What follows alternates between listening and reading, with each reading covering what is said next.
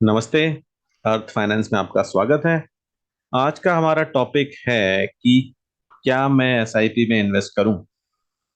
इसके पहले मैंने वीडियो बनाया था कि 16,500 पर मंथ आप अगर इन्वेस्ट करेंगे 15 साल के लिए तो आपको 1 करोड़ रुपए मिलेंगे। मान के चलिए कि मार्केट का एवरेज रिटर्न 14%, ठीक है, हिस्टोरिकली जो है। मान के चलिए वो फ्यूचर में भी मिलेगा, तो आप कंसिस्टेंटली अगर 16,507 रुपए पर मंथ इन्वेस्ट करते हैं 15 साल के लिए तो आपको 1 करोड़ रुपए मिलेंगे। ठीक है, ये हमारा वो वीडियो का टॉपिक था। उस वीडियो को देखिए, उसके बाद ये वीडियो आपको और ज्यादा अच्छी लगेगी, ज्यादा कनेक्ट कर पाएंगे। ठीक है, तो इस वाले वीडियो का जो टॉपिक है कि क्या मैं एसआईपी पे इन्वेस्ट करूं, तो इसका एक सिंपल सा आंसर है। अगर आप अपना पैसा दूसरों को देना चाहते हैं इन्वेस्ट करने के लिए और आप खुद से नहीं करना चाहते, पहली चीज, पहली कंडीशन क्या है? आप खुद से नहीं करना चाहते मार्केट में इन्वेस्टमेंट, आप दूसरे को देके करना चाहते हैं, पहला। दूसरा, कि आप 15 साल तक कंसिस्टेंटली पर मंथ 16,507, 1 करोड़ के लिए, ठीक है, आपको 2 करोड़ चाहिए तो डबल हो जाएगा, 32 से 33 हजार रुपए के आसपास हो जाएगा। ठीक है, तो उतना अमाउंट पर मंथ क्या आप कंसिस्टेंटली इन्वेस्ट कर सकते हैं? अगर हाँ, तो ठीक है, आप एसआईपी कर लीजिए। आप एसआईपी कर लीजिए। अगर आप 15 साल तक कंटिन्यूअसली डाल सकते हैं पैसा बिना टेंशन के, बिना रुकावट के, चाहे कुछ भी हो जाए, चाहे जॉब चला जाए, चाहे सैलरी कम हो जाए, चाहे ग्लोबल में रिसेशन आ जाए, चाहे बिजनेस है आपका तो वो थोड़ा ठीक ठाक ना हो, चाहे सडन एक्सपेंस आ जाए, अगर आपने ये सब सोच रखा है, इसके लिए प्लान कर रखा है कि ऐसा कुछ भी हो, मेरा एसआईपी कभी नहीं रुकेगा, तो हाँ, आप एसआईपी में इन्वेस्ट कर सकते हैं, प्रोवाइडेड कि आप चाहते हैं कि आपका पैसा दूसरा मैनेज करे। अब इसके नुकसान क्या हैं? इसके नुकसान है और फायदे भी हैं। इसके फायदे भी हैं। आपके पास टाइम नहीं है स्टॉक मार्केट सीखने का, आपको खुद अपना पैसा इन्वेस्ट नहीं करना, आप 14% रिटर्न से खुश हो, 13-14% रिटर्न से खुश हो, ठीक है, और आप 2% या 1% जो भी फंड मैनेजर की फी लगती है वो भी आप देना चाहते हो, इट्स ओके फॉर यू। आपका एसआईपी स्टार्टिंग में या जो टोटल अमाउंट है वो नीचे जाए या ऊपर जाए, वो अपनी फीस काट लेते हैं हर साल। ठीक है, अगर आपका मान के चलो आपने 10,000 रुपये पर मंथ डाला और वो 3 साल तक आपने कंटिन्यूअसली डाला, तो लगभग मान के चलो 3.5-4 लाख रुपए वहां हो गए। अभी मान के चलो उस फंड में, म्यूचुअल फंड में, जो जिसमें आपने पैसा डाला है और वो एक्टिवली मैनेज फंड है, तो लगभग 1 से 2% तक चार्ज करेगा। उनकी एनुअल फीस रहती है वो, तो मान के चलो वो 1% चार्ज करते हैं, मान के चलो 1 ही% करते हैं, ठीक है, तो 4 लाख का 1% तो वो काट ही लेंगे, हमेशा काट लेंगे।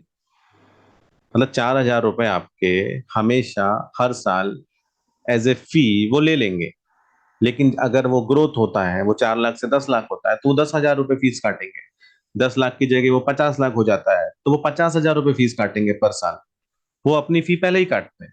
उन्हें मतलब नहीं है, फंड मैनेजर्स को मतलब नहीं है कि आपका पोर्टफोलियो ऊपर जाता है या नीचे जाता है, वो हर साल अपनी फीस डिडक्ट करते हैं। ठीक है, ये पहला पॉइंट है।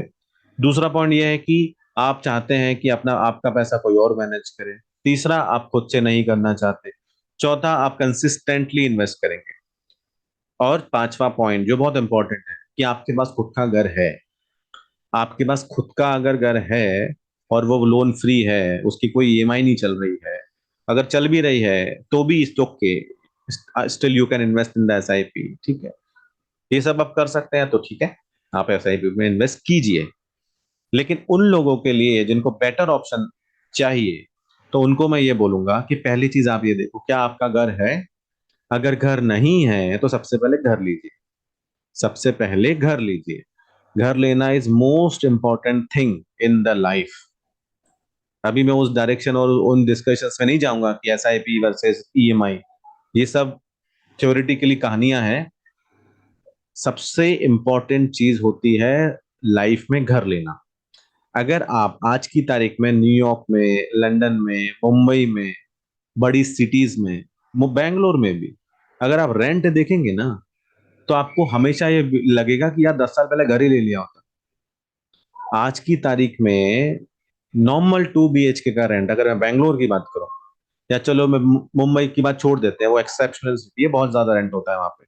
गुड़गांव की बात कर लूं या पूना की बात कर लूं, अच्छी जगह पे, ठीक है, जनरली 2 BHK का रेंट 25,000 से 30,000 है। बैंगलोर में 35,000 भी हो सकता है, गुड़गांव में 40,000 भी हो सकता है, पुणे में 25-30,000 हो सकता है। तो एवरेज मान के चलते हैं 30,000 रुपए रेंट है पर मंथ। और आज की तारीख में उन घरों की कीमत हो सकती है 70 लाख, 80 लाख, 90 लाख, कुछ भी हो सकती है, ठीक है। लेकिन वही घर 10 से 12 साल पहले 25-30 लाख रुपए के थे, 25 से 30 लाख रुपए के ही थे। ये फैक्ट है, आप चेक कीजिए। तो आप ये देखिए कि जो चीज आप 30,000 रुपए किराया आज दे रहे हैं और आपने घर नहीं लिया, आपने किया है सही पे, आपको पैसा भी मिलेगा, सब होगा, लेकिन 10-12 साल बाद हो सकता है आपको मंथली 1 लाख रुपए किराया देना पड़े कहीं रहने का। और मान के चलो आपके एसआईपी में आपने सब कुछ किया, मार्केट ठीक ठाक नहीं कर पाया, आपको रिटर्न नहीं मिल पाया, मार्केट सडनली ड्रॉप हो गया और आपको निकालना पड़ा पैसा किसी रीजन से, फिर क्या होगा? क्या आप हमेशा रेंट पे रहेंगे? तो सबसे जरूरी चीज क्या है? एक घर लेना। किसी भी सिटी में लो, जरूरी नहीं है कि जहां आप जॉब कर रहे हो वहीं लेना है, आप थोड़ा दूर ले सकते हो। घर लेने का मतलब ये होता है कि कुछ भी हो जाएगा, मेरे पास एक जगह है जाने की, जहां पे जाऊंगा और जाऊं या जाऊंगी, और फिर से मैं लाइफ को रीस्टार्ट कर सकते हैं और ऑप्शंस के बारे में सोच सकते हैं। परमानेंट एड्रेस बोलते हैं घर को। जब परमानेंट एड्रेस होता है तो आप बहुत कुछ चीजें कर सकते हैं, कनेक्शंस बनते हैं, नेटवर्किंग बनती है, लोग आपको जानते हैं, बहुत सी चीजें स्टार्ट हो जाती हैं, बहुत सारे बिजनेसेस शुरू कर सकते हैं सोसाइटीज में लोग, ठीक है, बहुत से करते भी हैं। आप अगर सोसाइटी में रहते हो तो आपको पता है, कोई ब्यूटी पार्लर चला रहा है, कोई वॉशिंग का काम करता है, ठीक है, कोई दूध वाला का काम कर देता है, कोई लोन दिलवा देता है। बहुत सी चीजें हैं, मतलब जितनी भी सर्विसेज टाइप की चीजें जो कॉमन लोगों को जरूरत की लगती हैं, सारी कोई ना कोई करना चाहता है एक्स्ट्रा इनकम के लिए। तो अगर आप एक जगह रहेंगे तभी आप ये सब कर सकते हैं। आप अगर भटकते रहेंगे, कभी इधर किराए पे, कभी उधर किराए पे, कभी उधर किराए पे, तो फिर आप ये नहीं कर सकते। तो फिर आप मान के चलिए कि फिर आगे जाके जब रेंट ज्यादा होंगे तो आपको देना पड़ेगा, ठीक है। तो पहली चीज तो ये है कि आपके पास अगर घर नहीं है तो घर लेना है। इस पे मैं अलग से चाहो तो मैं वीडियो बना दूंगा।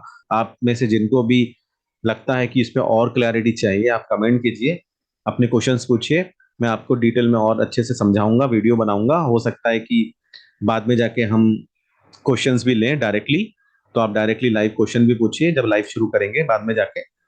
लेकिन अभी आप कमेंट में क्वेश्चन पूछिए, मैं उनको रिप्लाई करूंगा, उसके ऊपर वीडियो भी बनाऊंगा अगर जरूरत पड़ी तो, ठीक है।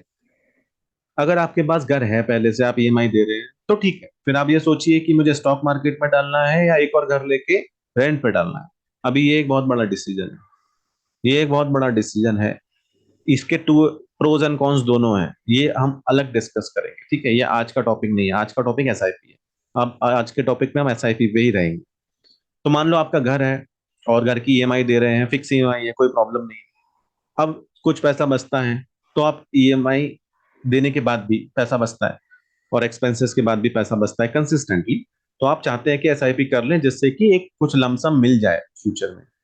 तो आप तभी कर सकते हैं ये चीज, फिर से वही वैलिड सिनेरियो बनेगा कि आप कंसिस्टेंटली 15 से 20 साल तक ये कर सकते हैं। तो अगर आपको लगता है कि मैं 4-5 साल बाद ही ब्रेक करना पड़ेगा, 8 साल बाद ब्रेक करना पड़ेगा, 3 साल बाद ब्रेक करना पड़ेगा, कभी कार ले सकते हैं, कभी कुछ और जरूरत पड़ सकती है तो ब्रेक करना पड़ेगा, तो फिर थोड़ा सा सिचुएशन ठीक नहीं होगी, क्योंकि हो सकता है उस टाइम पे मार्केट इतना अच्छा ना हो जब आप पैसा निकालें, और फिर आपको जितना एक्सपेक्टेड रिटर्न है उतना ना मिले, तो आपको लगेगा एसआईपी करने का फायदा नहीं होता, ये भी होगा, ठीक है। तो ये आपकी प्रायोरिटीज है कि करना क्या है, उसके बाद आप डिसीजन लीजिए। जो मोस्ट इंपॉर्टेंट पॉइंट है, जो मेरा अपना ओपिनियन है, कि आपके पास अगर एक्स्ट्रा पैसा है तो आप किसी को देंगे पैसा, ठीक है ना। आप एसआईपी करते हैं तो किसी को देते हैं वो पैसा, ताकि वो आपके बिहाफ पे कहीं और इन्वेस्ट करे। म्यूचुअल फंड में देते हैं तो वो फिक्स इनकम है जो कि बॉन्ड्स वगैरह में करते हैं, या फिर म्यूचुअल फंड है नॉर्मल इक्विटी वाले जो अपने स्टॉक मार्केट में करते हैं, या फिर जो करेंसी वाले हैं वो करेंसी में करते हैं। तो दुनिया भर की चीजें, प्रोडक्ट्स हैं मार्केट में, आपको कितना रिटर्न चाहिए उसके हिसाब से आपको फंड में पैसा लगाना पड़ता है, ठीक है। अब आप एक बात समझिए कि आप किसी को ये पैसा दे रहे हैं और वो इन्वेस्ट करने का चार्ज करते हैं, चाहे आपको फायदा हो या नुकसान हो, वो चार्ज करते हैं 1 से 2% जो भी रेट होता है। तो आप अगर खुद ही ये समझ लें कि इन्वेस्ट करना कैसे है, तो क्या आपको एसआईपी करने की जरूरत पड़ेगी? वो जो फंड मैनेजर लोग हैं वो क्या करते हैं, वो केवल स्टॉक को इवेल्युएट करते हैं, कंपनी को इवेल्युएट करते हैं, ठीक है, उनके पास 50 मेथड्स हैं, जिसकी वजह से समझ में आता है कि इसमें बाय करना चाहिए, सेल करना चाहिए। इकोनॉमी को ट्रैक करते हैं, पॉलिटिक्स को ट्रैक करते हैं, ठीक है, दूसरे ग्लोबल इकोनॉमी को ट्रैक करते हैं। उसके बाद समझ में आता है कि ये वाला जो स्टॉक है ये ओवर प्राइज्ड है या अंडर प्राइज्ड है। अंडर प्राइस है तो क्या कंपनी अच्छी है, अगर कंपनी अच्छी है तो फाइनेंशियल प्लान क्या है, फाइनेंशियल प्लान है तो फ्यूचर प्रोजेक्शन क्या है, फ्यूचर प्रोजेक्शन भी है तो मार्केट शेयर कितना है, कितने कंपटीशन है, कितने सप्लायर हैं, लॉजिस्टिक चेन क्या है, ये सब वो एनालिसिस करते हैं। ठीक है, फंडामेंटल भी करते हैं, टेक्निकल भी करते हैं। ये दो तीन चीजें, चार चीजें ही हैं, ज्यादा चीजें नहीं है। ठीक है, ज्यादा चीजें नहीं है। तो ये अगर चीजें आप अगर समझ लें, आप अगर सीख लें, तो क्या आप अपना पैसा खुद इन्वेस्ट नहीं कर सकते? अगर आप किसी और के भरोसे करेंगे तो हो सकता है आपको रिटर्न मिलेगा, 13-14% मिल जाएगा, नॉर्मल एवरेज रिटर्न 15-20 साल में। लेकिन अगर आप खुद करते हैं और आप ढंग से करते हैं तो हो सकता है आप 25% भी कमाओ, हो सकता है 25% भी कमाओ, हो सकता है आप 18% कमाओ। बट आप इतना तो पक्का है कि आपको फीस नहीं देनी किसी को, और आपको ज्यादा रिटर्न भी मिल सकता है। उसमें बहुत सारे और भी फायदे हैं कि जो म्यूचुअल फंड होते हैं वो छोटे छोटे कंपनियों पे दांव नहीं लगाते। म्यूचुअल फंड वाले भी उन्हीं कंपनी पे इन्वेस्ट करते हैं जो वेल एस्टेब्लिश्ड है, क्योंकि उनके पास लिमिटेड लोग होते हैं काम करने के लिए। अभी वो दुनिया भर के हर एक स्टॉक को तो ट्रैक करेंगे नहीं। ठीक है, तो ये मोटी मोटी 7-8 चीजें ही होती हैं। अगर आप कंपनी को समझ सकते हैं और आप कंपनी की वैल्यूएशन कर सकते हैं, कंपनी के बारे में थोड़ी सी रिसर्च कर सकते हैं, फिर आप थोड़ा चार्ट टेक्निकली समझ सकते हैं। ठीक है, थोड़ा सा अगर आप समझते हैं पैटर्न्स को भी कि कब हाई बनता है कब लो बनता है, with some fundamental analysis, with some technical analysis, with some future projections, with some global economic understanding, और जो पॉलिटिक्स का भी थोड़ा अंडरस्टैंडिंग है, रिजर्व बैंक क्या कर रही है उसका क्या है, बैंकिंग क्या कर रही है उसका क्या है, जॉब मार्केट क्या है उसका क्या है, आजकल के जो नैरेटिव्स चलते हैं, जैसे फॉर एग्जांपल अभी हाइड्रोजन का एग्जांपल ले लो, आगे जाके हाइड्रोजन का अच्छा फ्यूचर है, तो क्या आप हाइड्रोजन के स्टॉक्स में इन्वेस्ट कर सकते हैं? ठीक है, इस तरह की अगर आप एनालिसिस और रिसर्च करेंगे तो आपको बहुत कंपनी मिल जाएगी जो आपको लॉन्ग शॉर्ट मीडियम टर्म में अच्छा रिटर्न देंगी। तो एसआईपी करना ज्यादा अच्छा रहेगा जो आपको 13-14% रिटर्न दे, या फिर खुद से इन्वेस्टमेंट करना अच्छा रहेगा जो आपको हो सकता है कि 25-30% भी दे दे। 13-14-15% तो आपको मिल ही जाएगा, अगर आप ढंग से करेंगे, समझ के करेंगे तो मिल जाएगा। गारंटी तो देखो म्यूचुअल फंड में भी नहीं है कि वो आपको 14% देंगे ही देंगे। ये भी हो सकता है कि जिसने मान के चलो 2001 में खरीदा था और उसने 7 साल एसआईपी की और 2008 में बेचना पड़ा, तो 2008 में तो मार्केट पूरा नीचे चला गया था, फाइनेंशियल क्राइसिस आ रखी थी, तो उसको तो पूरा लॉस हुआ होगा। तो आप बोलोगे कि 8 साल की एसआईपी के बाद में नेगेटिव रिटर्न्स है, हैवी नेगेटिव रिटर्न्स। और जिसने मान के चलो डाउन में खरीदा होगा और उसके बाद उसने उसने आज बेचा होगा तो उसको बहुत पॉजिटिव रिटर्न मिलेंगे, बहुत पॉजिटिव रिटर्न मिलेंगे। तो क्या ये केवल एसआईपी से ही संभव है? क्या आप इस चीज को नहीं समझ सकते कि मार्केट कब नीचे जा रहा है, कब ऊपर जा रहा है, किस तरह का प्रेशर कब बन रहा है? ये चीजें हैं जो हम समझ सकते हैं। और मैं अपने हिसाब से, जो मेरा ओपिनियन है, जो मेरी रिसर्च है, मैं वीडियोस भी डालूंगा, आप उनको भी देखिए। तो मेरा पॉइंट ये है, फाइनल पॉइंट, कि अगर आपके पास घर है और आप चाहते हैं कि आपका पैसा कोई और मैनेज करे, चाहे भले वो 2-3% रिटर्न ले ले, 1% रिटर्न ले ले आपका, तो आप एसआईपी कीजिए। अगर आप 15 साल तक कंसिस्टेंटली पर मंथ कर सकते हैं वो अमाउंट। लेकिन अगर आपके पास टाइम है, आप सीखना चाहते हैं, आप सीखिए, लर्न कीजिए। 1 साल, 2 साल, 3 साल लगेंगे, स्टॉक मार्केट समझिए, रियल एस्टेट मार्केट समझिए, थोड़ा टाइम लगेगा।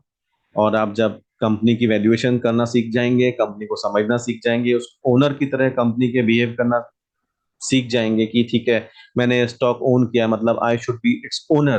तो ओनर जो सोचता है कंपनी के बारे में, आपको भी उतना पता होना चाहिए। ठीक है, पूरा डिटेल में कि इसका प्रोडक्ट्स क्या हैं, करती क्या है, लोग कितने हैं, मैनेजमेंट कैसा है, ये बेसिक चीजें हैं, मिल जाती हैं easily, कोई रॉकेट साइंस नहीं है। अगर आप ये सब चीजें करेंगे तो इसके चांसेस तो बहुत ज्यादा है कि आप अच्छा रिटर्न कमाएं। तो मेरे पास, मैंने आपको दोनों ऑप्शन दे दिए, डिसीजन आपको लेना है। ठीक है, thank you for watching my video. Comment कीजिए, लाइक कीजिए, शेयर कीजिए, और अर्थ फाइनेंस को सब्सक्राइब कीजिए। Thank you.